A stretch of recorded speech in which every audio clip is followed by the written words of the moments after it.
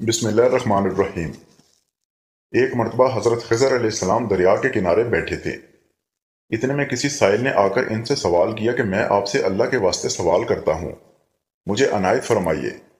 یہ سن کر حضرت خضر علیہ السلام پر بے ہوشی طاری ہو گئی۔ جب کچھ ہوش آیا تو فرمانے لگے، بھائی میں تو صرف اپنی جان اور مال کا مالک ہوں۔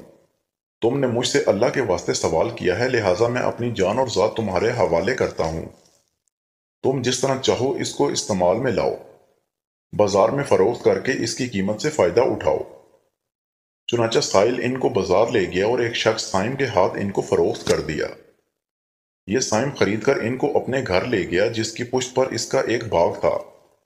چنانچہ سائم نے حضرت خضر علیہ السلام کو ایک کدال دے کر کہا کہ سامنے والا پہاڑ جو 3 مربع میل کے رقبے میں واقع تھا، اس کی مٹی کاٹ کاٹ کر باغ میں ڈال دو۔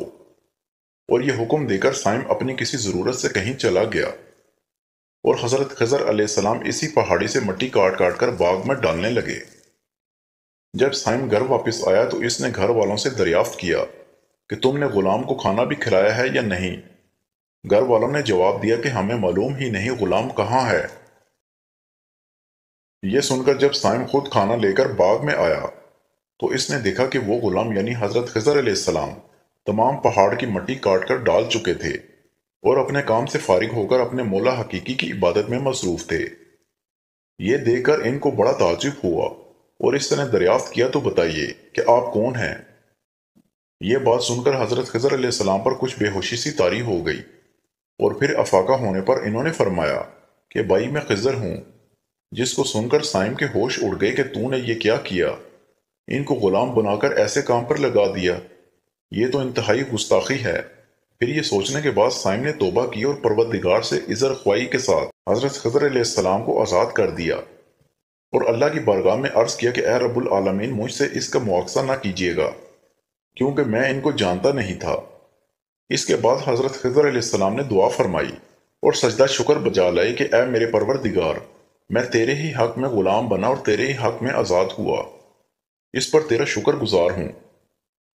بعد ازاں واپسی کی اجازت لے کر جب دریا پر واپس آئے تو دیکھا ایک شخص کھڑا دعا مانگ رہا ہے کہ اے میرے رب، حضرت خضر علیہ السلام کو غلامی سے رہائی عطا فرما دیجیے اور ان کی توبہ قبول فرما لیں۔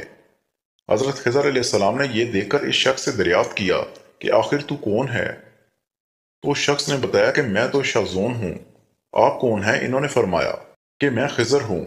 اس کے بعد شاذون نے کہا، اے خضر علیہ السلام، آپ نے اپنے رہنے کے لیے مکان بنا کر دنیا طلب کی ہے، کیونکہ حضرت خضر علیہ السلام کا دریا کے کنارے پر ایک عبادت خانہ تھا۔ بس یہ سن کر وہ فوراً میدان سے نکل آئے اور وہی اللہ کی عبادت میں مصروف ہو گئے۔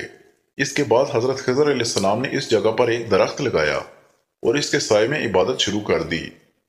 تو آواز آئی، اے خضر، جب تم نے درخت کے سائے میں سجدہ کیا تو تم نے دنیا کو آخرت پر ترجیح دی۔ پھر فرمان ہوا، مجھے اپنی عزت اور جلال کی قسم ہے، مجھے دنیا کی محبت میں رضامندی نہیں ہے۔ اس کے بعد حضرت خضر علیہ السلام نے شاذون فرشتے سے کہا کہ اے شاذون، دعا کرو کہ اللہ تعالیٰ میری توبہ قبول فرمائے۔ چنانچہ شاذون نے دعا کی اور اللہ نے شاذون کی برکت سے حضرت خضر علیہ السلام کی توبہ کو قبول فرمایا۔ خدا کے برگزیدہ بندے اسی حالت میں رہتے ہیں جو اللہ کو منظور ہو۔ بے شک ہماری فلاح بھی اسی میں ہے کہ زندگی کے ہر موڑ پر آنے والے ہر پیچ و خم میں ہم راضی رہیں، اللہ تعالیٰ کی چاہت کو سامنے رکھ کر زندگی گزاریں۔ دعا ہے کہ اللہ تعالیٰ ہمیں اس واقعے سے سبق حاصل کر کے نیک بننے کی توفیق عطا فرمائے۔ آمین یا رب العالمین۔